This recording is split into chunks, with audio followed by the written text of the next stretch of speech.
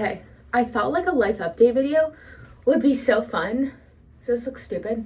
I make a lot of videos where they're like montage of like me as my friends and having fun. But I was like, I haven't done like an update of like, this is what I've been up to and so on.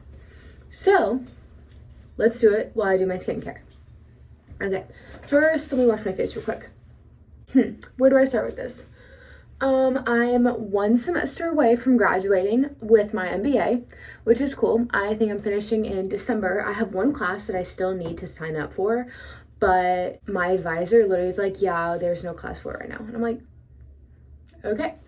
So she's working on getting a class for that. But then I graduate in December with my master's in business. I have no idea what I want to do with my life. So I work at Publix in the pharmacy part-time. One of my best friends just got engaged in Italy, which is so cool because now there's a wedding to plan. Me and 2 other girls, me, Gavin, and Skylar. Gavin got married 2 years ago. Skylar just got engaged. I literally do not have a boyfriend, so I'm nowhere close to getting married. But it's kind of fun how we get to all like have our moments, you know? I definitely think there's like fun in all getting married at the same time, but it's like we can like truly focus on each person and do everything up to the full extent for that each person. So Skylar will be getting married in the next like 2 years, which is crazy. I just bought a coffee machine, an espresso machine, a Breville. I didn't know if I wanted the $600 one. Well, okay, so my friend Gavin, I like coffee. My friend Gavin has the like big fat bougie espresso machine, and she taught me how to use that one. And then I was staying at her house for a week, and then I got the hang of it, and I'm like, I love this. And also I buy a freaking coffee out every single day. And I pet sat so much and I saved up my money that I was like, okay, I'm gonna buy my own espresso machine. I ended up buying the $300 one because I'm okay, if I get the hang of it, if I make all my coffees at home, I can buy this $600 one in the future. That's where we're at. I still have not mastered it yet. I had to learn how to grind coffee. Yeah, it's definitely a work in process, but my one today was better than the one yesterday. And I'm hoping the one tomorrow will be even better because I'm learning new things every day. You know, I didn't know pouring or pulling an espresso shot, whatever the thing is, I didn't know it was like a literal art. I have 2 videos on YouTube that did like really well. And it was my cystic acne videos and like what I did for my cystic acne.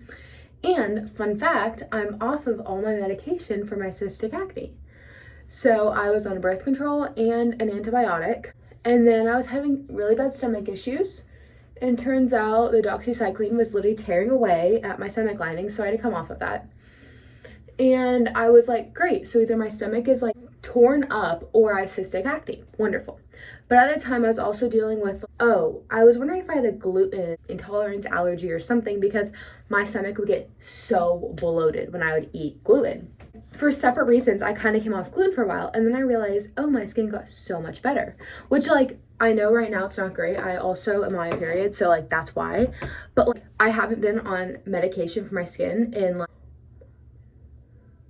like going on 3 months, which I definitely would have terrible cystic acne by now. I think gluten really plays a real role in my cystic acne. And I had a friend also who was like, yeah, I came off of gluten and my cystic acne completely went away. So, but I was like, that's so good for you, but like, I don't know if I can give up gluten. And I haven't given it up. I'm just gluten light, but that is really playing a role in my skin. Okay, what's next? Gained some weight since last summer, so I'm learning how to be healthy again. I'm getting back into the routine of going to the gym, which I'm not really good at it.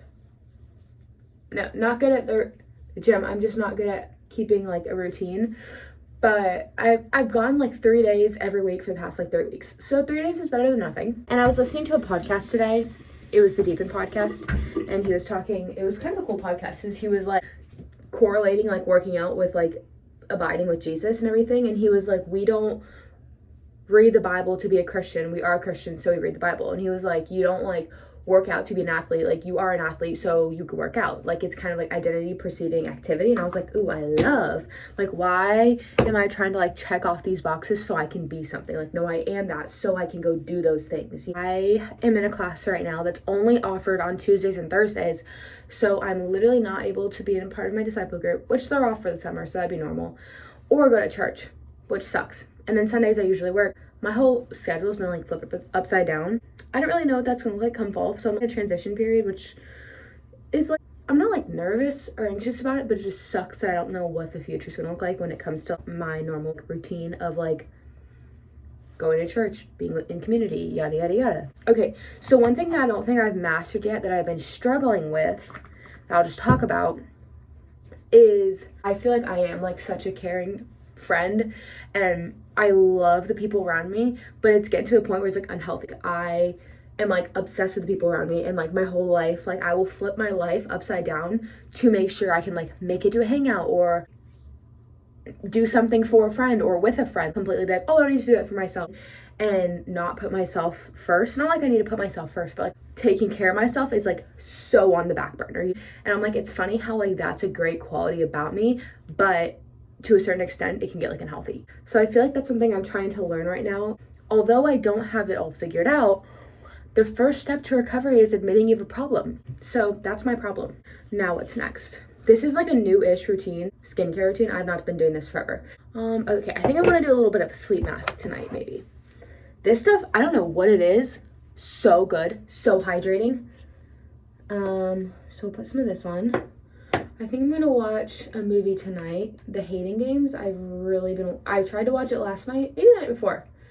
And then I didn't because I got tired. And then my mom put it on the TV yesterday and I was like, that's crazy. I literally started that and I didn't finish it or whatever. And she's like, yeah, I've seen it before. I was like, me too. So it's just like, I really want to watch it now. Yeah. Oh my gosh, I haven't told you guys about, okay, so cool kind of God story-ish. It literally is a God story. So it's funny because I had this one friend who we last summer hung out like once a week. And I was like, you know what? We like hang out so frequently that we should like serve together. Instead of just like hanging out at your apartment, like we should go serve and do something. And she's like, great idea. So we told our disciple group later and she was like, I have an idea. What if you guys did like Young Life with high school girls? And my first thought was, no. Those girls are intimidating. Like, no. And then the friend was like, no, that sounds like a great opportunity. Let's do it. And I was like, okay, fine. So we started out, and that friend, Becca, she's pregnant. So like there was a point when she was like in her first trimester, like growing a human, you know? So it felt like I started that out like kind of by myself. And like I had to go to a Young Life camp where I met these girls all by myself. Never been to a camp before in my life. And I was thinking, what the heck am I doing? And there's even a point where I was like, I really don't want to do this, but I'm going to commit for one semester because I said I would. And at the end of the day, like God calls us to be disciples and to be discipled. And I was like, I am being discipled, but I'm not being a disciple to anybody else. So like, if anything, I'm just doing this out of obedience, not because I want to. So I went to this camp, literally knowing nobody, showing up, never been to a Young Life camp, don't know how it goes. And then I left. And then like, as time went on, these girls like wanted me to like start like a little Bible study for them. They're like, can we do like a Bible study together? And I was like, yeah, if you want to. Like that was the whole goal of it. But like, okay, you like me? Sure. And then, so like every Thursday now we meet, and me and these high school girls and Becca obviously has gotten better and everything. We like all meet, and it's like the best thing ever. But it's funny how like just out of obedience, even though I did not want to do it, like God has like brought something so incredible in my life and so many amazing people. But it's funny how like kind of was like, okay, Becca, like sure, I'll do it. Like you think it's a good idea? Sure. And then Becca had to step back for a moment, and I was like, oh my goodness, like really not feeling equipped whatsoever. And then God completely like showed up, and it was just so cool because like that's something I would have never done. And if I wasn't pushed to do it and she wasn't there, I'd been like, no, that's not for me. So yeah, I'm going to Young Life camp during summer with my high school girls, which is crazy and fun. Now lip stuff, and then I'll be done, and I'm going to watch a movie. Oh, it came out easily. This stuff, so good. All right, feeling good. All done with my skincare. So that means it's the end of this video.